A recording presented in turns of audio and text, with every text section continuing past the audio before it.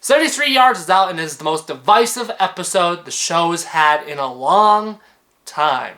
What do I think of the episode? I think it rules. I think it's one of the best the show's had in a long time. And I don't say that lightly. I watched the episode. I was at the edge of my seat the whole time wondering, how is this going to be solved? How is Ruby going to get out of this? And then the ending happened, and it just left me with one question. What was the point? I think it's very clear that this episode is extremely fundamental to whatever Russell's building towards. I think it is fundamental, but I don't know what is fundamental, and that excites me.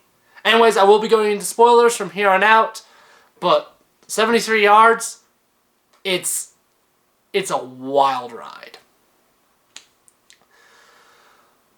So, as I was saying, it leaves me with kind of a feeling of, what's the point? What's the takeaway here? Because this episode really delves into what I consider to be Ruby's fear of abandonment. I think the only thing that the fairy circle actually was responsible for was, at minimum, getting rid of the doctor, maybe the woman, but I wouldn't be surprised if the woman was more of Ruby's own doing. Because the series is kind of built up that Ruby is not just human. There's something special with her, so part of me wonders if the woman is a manifestation of the doctor's disappearance. It's the doctor's disappearing that makes, and that fear of abandonment that Ruby has is what creates the woman. I also think Roger William calling himself Mad Jack is a complete red herring. I think he has nothing to do with anything we saw here. Because one of the things that Ruby does is like, oh, Mad Jack, if I stop him, maybe that will complete the circle. But the thing is, it's just a red herring for both Ruby and the audience. It's a red herring. He calls himself Red Jack, and just like Ruby, the audience thinks, oh, that is what got unleashed. But it's probably just a red herring. It has nothing to do with it. In fact, I'd argue that what we saw isn't even reality. I mean, Kate mentions it herself of like this timeline's kind of like been put on pause. There's been, in the 60 years, we hear nothing of alien invasions or anything, which I think is really, really interesting. This episode, of course, not just dealing with Ruby's sense of abandonment, it also shows us what a companion does without the doctor, and she tries to save the day. Tries to bring back the doctor by taking down Roger William, who, again, I think is a red herring and not at all connected. Now, the big thing people are getting really upset about with this episode are the ending and what the woman says. To me, I don't think it's what the woman's saying that gets people to run away. I believe that the woman is the pure embodiment of abandonment. And essentially, because this is a Welsh folk horror, so to me, I don't think the words really matter. There's no one saying words that could get Carla, Kate, and some random stranger all to run away. It has to be different words, or it's not the words that drive people away. It is the sensation they get from hearing the words. Because our brains react a certain way to sound, and that's probably what I believe is happening there. And that's something that I connected the dots on really at least I thought of really fast in the episode of, it's not the words. It's the feeling they get talking to it that makes them run away. And I think that's way more interesting than any words can do. Especially since Russell said that he doesn't plan on revealing the words anytime soon, because, to me, that's not the important part of it. The important part is the fact that they all run away, not what was said. The fact that they all have the same reaction, the same response of abandonment. They're fulfilling the circle of abandonment that Ruby has felt her whole life, or at least she feels she has felt her whole life. And then there's the ending where the old woman's possibly Ruby. I think that's a completely different cycle. We never see the woman up close in the actual episode, other than her hands at the end, and I think it's just a new circle. I bet that's how it works. One person lives out their life, and then one person lives out their life as a woman, following another person, and when that other person dies, they take over.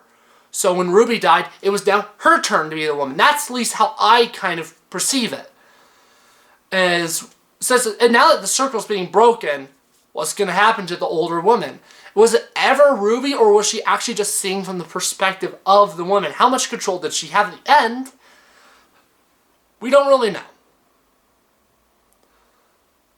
Was this episode perfect? No, of course not. It could have been paced a lot better. I feel like the pacing in the middle was where it was the roughest. The beginning was stunning, and especially with the bar scene, slowly building up tension, red herring. Because this episode uses red herrings a lot. And it's that kind of continuous red herring structure that I believe means Roger Ap William is a red herring. And I feel like that's the part of the episode that really needed more runtime. I think this episode would have benefited from being a two-parter, because to me, this is a kind of a combination of Midnight and Turn Left, with more Turn Left than Midnight. With the Midnight kind of coming through with like a mysterious entity in the distance, and the feeling of betrayal and the tension of it. And then, of course, the Turn Left part being kind of this alternate reality without the Doctor, where life's completely being changed. And I feel like this episode tries to do so much, and only having like 45 minutes is a mistake. Maybe just having an hour, just the additional 15 minutes could have made it go a lot smoother, but I genuinely think that this should have been a two-parter, because then they could have focused a lot more time on Roger Ap William, because I still think he was the most interesting part of the episode. I think the red herring is interesting. I think more time into like showing like, okay, maybe he isn't the solution would have been really cool to see. And people online have been lambasting like the age-up effects, and 40-year-olds don't look decrepit or anything, but I do think some more noticeable prosthetics would have definitely helped nullify. But she still looks really, really young, even when she's supposed to be 40. She does look slightly older, but I do feel like slightly more could have been done there. And I really think those are the biggest critiques I have. I can definitely understand where Russell's coming from when he called this the best thing he's ever written, because I think this is the most intrigued, enthralled I've been by any of his writing.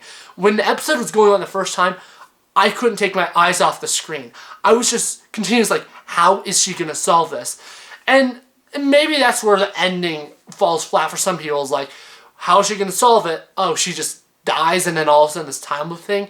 I guess some that could feel cheap. I personally think that it adds to the feeling of abandonment, even this hopelessness that the episode has. There was nothing that she could do to undo it, except live her life, to go through it as a punishment for breaking the fairy circle. And I guess the final thing I really want to address on is this, how important is this episode going to be later on if none of it's remembered? Well, I don't think the woman is fully tied to the circle. I think that's more of a manifestation of Ruby herself. So I think it wouldn't be out of question to see the woman return in a couple of episodes, even if it's like a brief, like, what's that in the background, and then be more important in the finale or even next season. I think the woman's going to come back. It's also worth noting that at the beginning of the episode, Ruby says she's been to Wales twice. At the end of the episode, she says 3 times, which means somewhere in her subconscious, she remembers all of this. I also think Roger Ap William is going to return. Whether it's later this season or next season, I don't know. But I think he's going to return, and I think he's going to be really, really important. Because the Doctor mentioned him in the beginning, and if he was only created by breaking the fairy circle, a reality that the Doctor's not even a part of, to me, the Doctor shouldn't know about him. So, I think that's another reason why I think he's a red herring. So I think he's going to come back, and he's going to be really important.